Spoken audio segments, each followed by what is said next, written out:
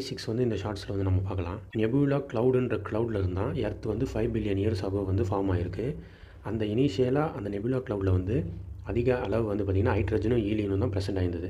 So இனிஷியலாக எர்த்துலேயும் அதிகமான அளவு ஹைட்ரஜனும் ஈலியமும் மட்டும்தான் ப்ரெசென்ட் ஆயிருந்தது. ஸோ அப்போ எப்படி வந்து இப்போ நம்ம இருக்கிற அட்மாஸ்பியரில் இருக்கிற மாதிரி ஆக்சிஜன், கார்பன் டை ஆக்சைடெலாம், வாட்டர் வேப்பர்லாம் எப்படி வந்து வந்தது அப்படின்றத இப்போ நம்ம 3 ஸ்டேஜஸ் மூலயமா நம்ம வந்து பார்க்கலாம். ஓகேவா? ஃபஸ்ட்டு ஸ்டேஜ் வந்து பார்த்திங்கன்னா 4.6 பில்லியன் இயர்ஸ் அகோலேருந்து 4 பில்லியன் இயர்ஸ் அகோ வரைக்கும் நடக்குது. அந்த ஸ்டேஜில் என்ன ஆகுதுன்னா, நான் ஆல்ரெடி சொன்ன மாதிரி எர்த்தில் இனிஷியலாக ஹைட்ரஜனும் ஈலியம் தான் ப்ரெசென்ட் ஆயிருக்கு. ஸோ அந்த ஹைட்ரஜனும் ஈலியமும் தான் பிரைமரி அட்மாஸ்பியர் வந்து ஃபஸ்ட்டு எர்த்தில் ஃபார்ம் பண்ணுது. ஆனால் அந்த அட்மாஸ்பியர் வந்து பார்த்திங்கன்னா எவாப்ரேட் ஆகி போயிடுது, வாஷ் அவுட் ஆகிடுது. ஏன்னா எர்த்தும் இனிஷியலாக அதிகமான ஹீட்டில் இருக்கும். அதே மாதிரி சன்ரைஸ்லேருந்து அதிகமான ஹீட் வர்றதால இந்த ஹைட்ரஜன் ஈலியம் ஃபார்ம் பண்ண பிரைமரி அட்மாஸ்பியர் லேயர் வந்து வாஷ் அவுட் ஆகிடும். ஓகேவா? நெக்ஸ்ட் வந்து செகண்ட் ஸ்டேஜ். இந்த ஸ்டேஜ் வந்து 4 பில்லியன் இயர்ஸ் அகோவில் வந்து 3.5 பில்லியன் இயர்ஸ் அகோ வரைக்கும் நடக்குது. இந்த ஸ்டேஜில் தான் என்ன ஆகுதுன்னா, எர்த்தில் வந்து அதிகமான அளவு வோல்கானிக் எரப்ஷன், அதாவது எரிமலை வந்து பார்த்திங்கன்னா அதிகமாக வெடிக்குது.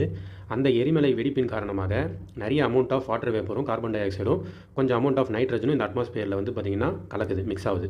ஓகேவா? இந்த செகண்ட் ஸ்டேஜில் தான் பிக் ஸ்பிளாட் ஈவெண்ட் அப்படின்ற ஒரு ஈவெண்ட் வந்து நடக்குது. பிக் ஸ்பிளாட் ஈவெண்ட்னா என்னென்னா, ஸ்பேஸில் இருக்க பெரிய எரிக்கல் வந்து பார்த்திங்கன்னா பூமியை வந்து தாக்கி பூமியோட 1/3 பார்ட் வந்து உடஞ்சி போயிடும். ஓகேவா? ஸோ அந்த பூமியிலேருந்து உடஞ்சி போன 1/3 பார்ட்டு தான் மூணாக வந்து லேட்டராக ஃபார்ம் ஆயிருக்கு. அந்த மூணை தான் நம்ம வந்து எர்த்தோட ஒரே ஒரு நேச்சுரல் சேட்டலைட்னு சொல்லுவோம். ஓகேவா?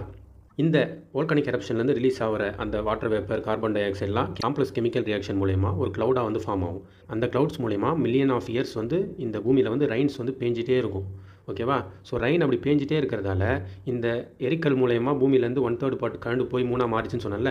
ஸோ அந்த மூணாக மாறுறதுக்கு அந்த பூமியில் ஒரு கேப் ஏற்பட்டிருக்கும்ல, அந்த கேப்பில் வந்து இந்த மழை வந்து பேஞ்சு ஓஷனாக வந்து ஃபார்ம் ஆயிருக்கு இப்போ நமக்கு. ஓகேவா? ஸோ இது எல்லாமே செகண்ட் ஸ்டேஜில் நடக்குது. அதே மாதிரி ஓஷன் வந்து ஃபார்ம் ஆகிட்ட அப்புறம் மழையும் அதிகமாக பேஞ்சிட்டே இருக்கிறதால எர்த்தோட டெம்பரேச்சர் வந்து ரெடியூஸ் ஆகிடும் வந்து செகண்ட் ஸ்டேஜ்லேயே. ஓகேவா? நெக்ஸ்ட் வந்து தேர்ட் ஸ்டேஜ். இந்த ஸ்டேஜ் வந்து 4 பில்லியன் இயர்ஸ் அகோவில் வந்து 3.5 பில்லியன் இயர்ஸ் அகோ வரைக்கும் இந்த தேர்ட் ஸ்டேஜ் வந்து நடக்குது. இந்த ஓஷனில் வந்து ப்ளூ க்ரீன் ஆல்கே வந்து ஃபார்ம் ஆகும். இந்த ப்ளூ க்ரீன் ஆல்கேனா என்னென்னா, அது வந்து பாசி. ஓகேவா? தண்ணியில் வந்து பாசி பரவுதில்லை, அந்த மாதிரி பாசி தான் ப்ளூ க்ரீன் ஆல்கேன்றோம். ஓகேவா? இந்த ஆல்கே வந்து என்ன பண்ணுன்னா, ஃபோட்டோசிந்தசிஸ் ப்ராசஸ் மூலயமா அட்மாஸ்பியரில் இருக்க கார்பன் டை ஆக்சைடை எடுத்துகிட்டு ஆக்சிஜன் வந்து ரிலீஸ் பண்ணும். ஸோ இது மூலயமா நமக்கு வந்து அட்மாஸ்பியரில் வந்து ஆக்சிஜன் வந்து நமக்கு வந்து ப்ரெசென்ட் ஆகுது. ஓகேவா? நெக்ஸ்ட்டு இந்த ப்ளூ க்ரீன் ஆல்கே வந்து அட்மாஸ்பியரில் இருக்க கார்பன் டை ஆக்சைடெலாம் ஆக்சிஜனாக கன்வெர்ட் பண்ணி விட்டுட்டு அப்புறம் அந்த ப்ளூ க்ரீன் ஆல்கே வந்து இறந்துடும். அது இறந்ததால் அந்த ப்ளூ க்ரீன் ஆல்கேலேருந்து நைட்ரஜன் வந்து அதிக அளவில் வந்து எமிட் ஆகும். ஓகேவா?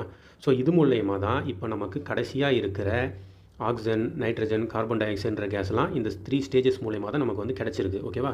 ஸோ இப்போ எவ்வளோ ப்ரெசென்ட் ஆயிருக்கு அட்மாஸ்பியரில் வந்து ஆக்சிஜன் 21%, நைட்ரஜன் 78%, அதர் கேஸஸ் வந்து 1% ப்ரெசென்ட் ஆயிருக்கு.